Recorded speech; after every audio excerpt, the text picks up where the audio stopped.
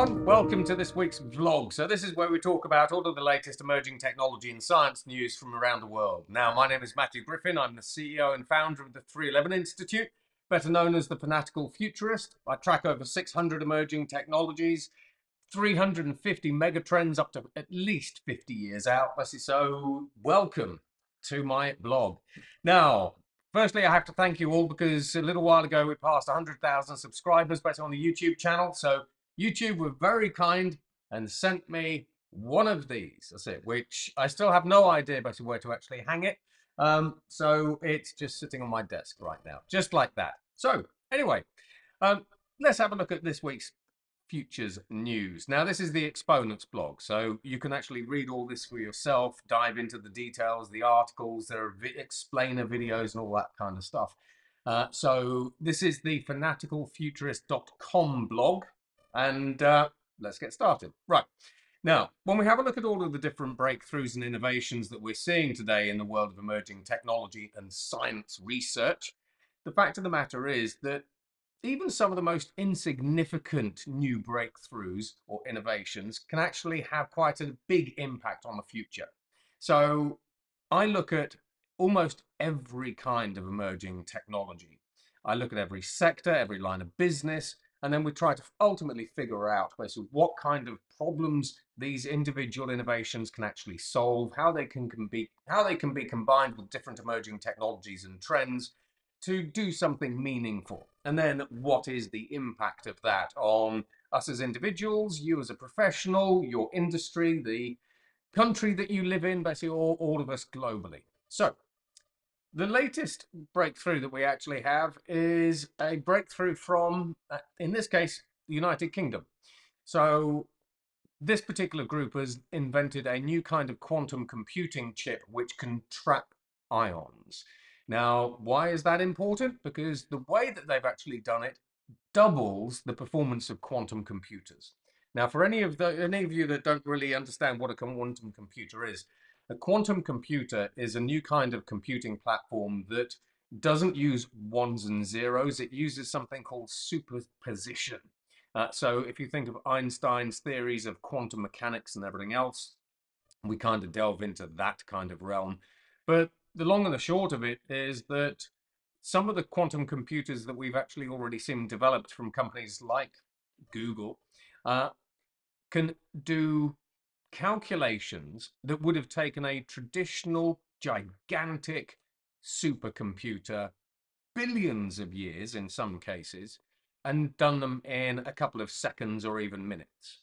So doubling the speed of these insanely powerful quantum computing systems is actually a very, very big deal. We're not going from snail pace to 2x snail pace. We're going from light speed to God knows what comes after that as a 2x. So that's an interesting one. Now, when we actually have a look at this automated design system for agents, again, very few of you probably actually saw it, probably very few of you read about it, but again, it's actually quite impactful. So this is a new kind of AI agent development framework called ADAS, A-D-A-S. And essentially, this particular framework lets artificial intelligence agents design themselves, evolve and optimize themselves, and replicate themselves. Now, if we step back in time, Mark Zuckerberg a little while ago said that he actually foresaw a future where there were billions of artificial intelligence agents doing all kinds of different things in the digital fabric of our world. Now imagine that all of those AI agents are capable of evolving themselves pretty much at light speed or at the speed of digital and or compute. So this simple new framework could actually have serious ramifications for everybody that is connected anywhere. Next, we have Skyfire's new blockchain payment system. So this is a sort of take on what we call deferred authorization networks. So we've seen a couple of these now, so I'm picking up on a trend. These dams, as they're known, actually let artificial intelligences spend your money on your behalf. So imagine that, for example, you've ordered an Uber, you've completed your Uber trip. The AI actually decides basically the conditions of that Uber trip have actually been met, and it automatically pays Uber for the trip. So even though it sounds like quite a small, simple thing to do, these deferred authorization networks let AI spend your money or other people's money on your behalf.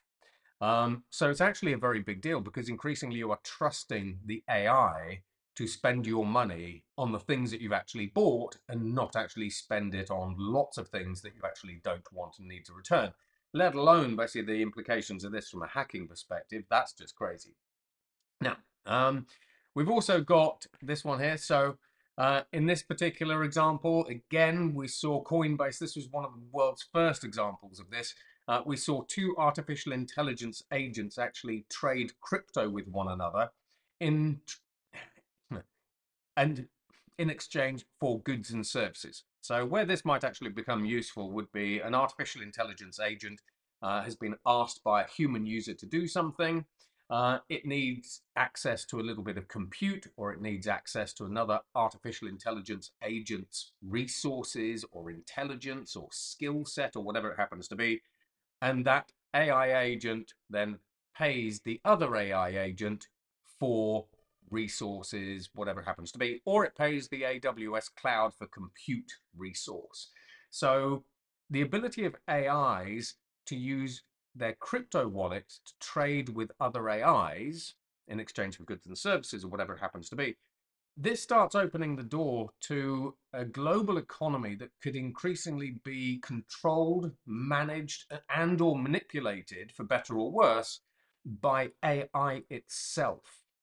So this is increasingly putting AI's sort of metaphorical hands on the wheel of the global economy when we stretch out into the deep future. Near term, it's an interesting experiment, but the long-term ramifications are, again, world-changing.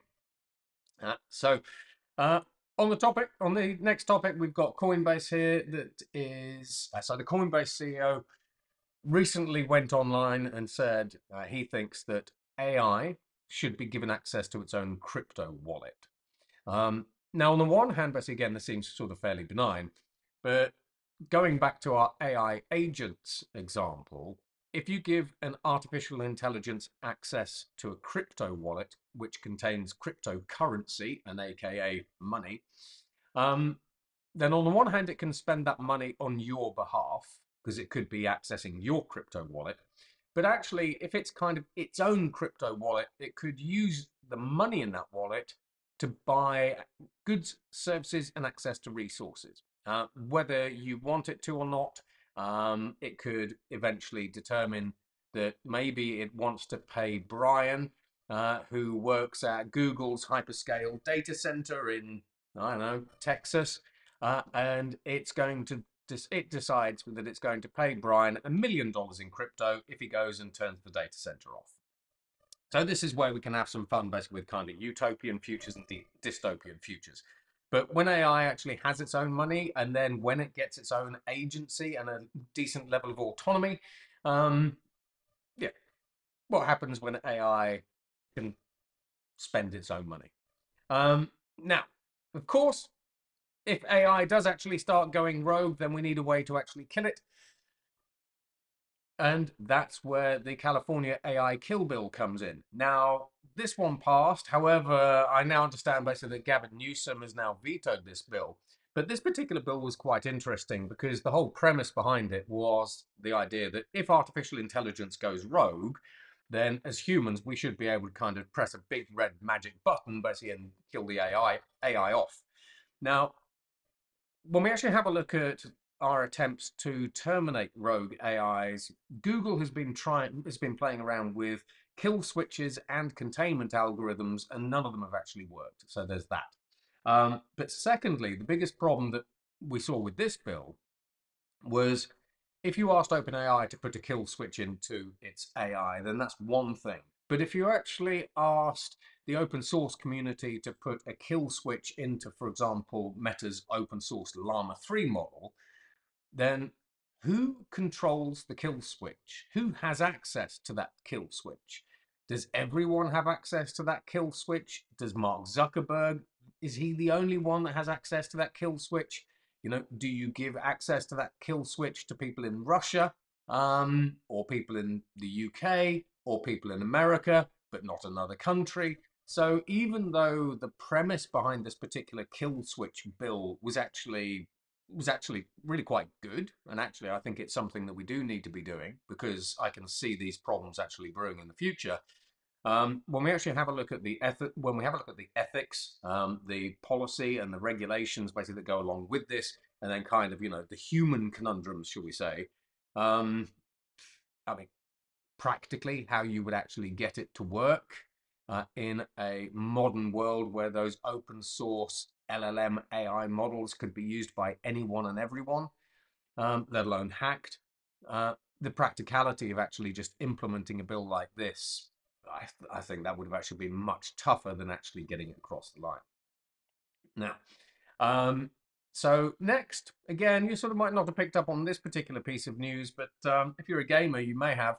So a little while ago, Google's AI was able to create a new Doom game, from the 1980s, frame by frame. So it used generative synthetic imagery to create each frame. Now, the reason why this is actually important, as anyone that plays a game normally knows, your games are normally rendered in the cloud. So as you move through the game, information is sent back to the cloud. The game is then rendered in the cloud, if it is a cloud-based game, and then that information is sent back to your local client. Now, when we render images in the cloud, we're generally using GPUs. However, so that is a rendering engine that you're actually using. However, when we're generating things at the edge of the network frame by frame, this ties into what Jensen Huang, basically the CEO of NVIDIA, said a little while ago, that actually he sees the future of compute not being GPUs, but actually being generative compute, where we are generating images at the edge of the network without the need to render them. Now, what the precise sort of architecture of generative compute looks like, don't really have any details yet. However, it will probably involve some form of shallow artificial intelligence at the edge of the network, etc. Next, basically, we've got Energy Vault. So Energy Vault are a Swiss company. They are a grid-scale energy storage company. And what essentially they do is they take excess energy that's been generated from renewable energy sources like wind and solar to lift humongous concrete blocks from ground level up into whatever level, but in this case 3,000 feet. And then when electricity is no longer being generated by wind or solar because the wind has died down or because the moon's come out, the idea is that these concrete blocks drop back down to Earth and they release energy. So they release kinetic energy that they've actually stored back to the grid, and then all your lights stay on. So this is a technology that has really been designed to boost and improve grid resilience. However, in this particular case, originally Energy Vault was putting these large concrete blocks and hoisting them up on systems that were sort of very reminiscent of a traditional construction crane.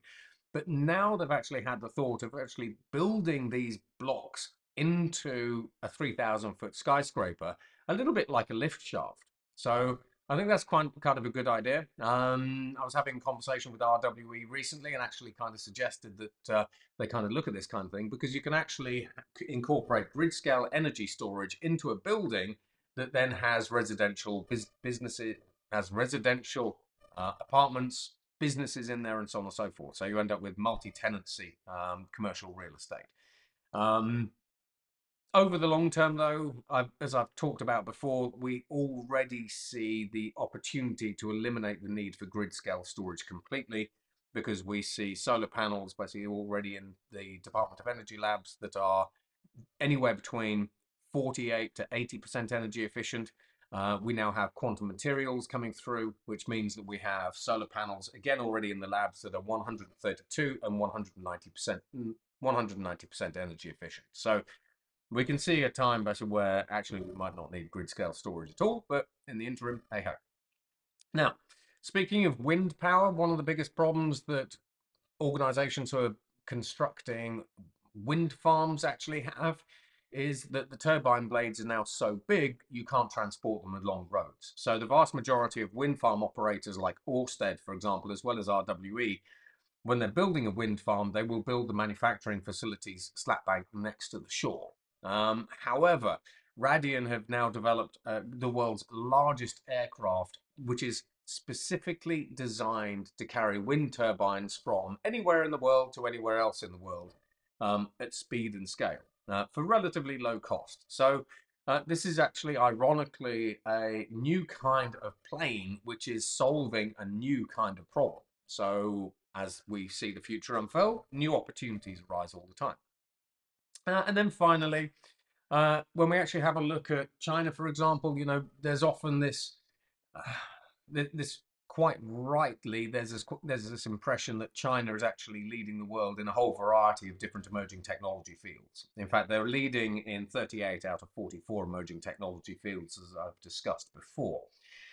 However, when you have a look at Alibaba and Baidu, it turns out that they have actually now let go their quantum computing research laboratories and efforts. And in Alibaba's case, they've actually given all of their quantum computing, should we say department, if we want to put it like that, to Tsinghua University. So this particular piece of news, while China hawks might actually think, oh, well, this is actually evidence basically that Alibaba and Baidu haven't been able to make quantum computing work and that China's quantum computing efforts are faltering and, whatever. The fact of the matter is we think this was actually a commercial decision because Alibaba and Baidu just couldn't see a path to profitability, certainly not in the near term. So just decided to offload the whole division and then, focus basically on their core businesses. Next up, increasingly we're seeing artificial intelligence being used to try to automate the entire scientific discovery process. So that is essentially going from no scientific breakthrough to a fully formed scientific breakthrough. So in Japan, this is one of the first examples of should we say, a multimodal, multi-step, sort of autonomous scientist. We've seen AIs like Google Gnome, as well as DeepMind's AlphaFold that has been able to synthesize new proteins, for example, or synthesize new materials from scratch, etc., etc. But what makes this particular piece of news very different to those sort of individual AI breakthroughs is this is trying to automate the scientific process itself. So you can think of that as, the methodologies behind doing science. And it's actually doing okay at the moment. But eventually I see us getting to the point where we will have fully autonomous AI scientists that suddenly say, hey, look at the new thing that I've developed. Isn't it wonderful? And I still think that's probably about 2 to 3 years off. But nevertheless, there are a lot of research groups around the world, especially in the biotech and pharma space, that are actually trying to automate scientific discovery because on the one hand, you can discover new things faster, but you can also do it for much cheaper than you can today. So that's good from a market perspective. And then finally, in the UK, we've actually created a variety of new enzymes, which means we can break down polyester strands in 15 minutes, not in 60 minutes. And when we actually have a look at the problem of global waste, every year we throw about 2.2 billion tons of hard waste straight into landfill. And a lot of that is actually clothes and shoes and so on and so forth. I mean, when we have a look at shoes, for example, globally we buy 23 billion pairs of shoes, as I've discussed before, and we throw 22 billion pairs of shoes, so pretty much all of those, straight into landfill. It's the same with fast fashion, etc., etc. One of the biggest problems that the fashion industry actually has is recycling all of the different fabrics that comprise a piece of modern clothing. So even though this is sort of a relatively small breakthrough, the use of these particular enzymes means that we can actually either quadruple the amount of clothes that we actually recycle, and we can do that for less, which is only really going to ever be a good thing.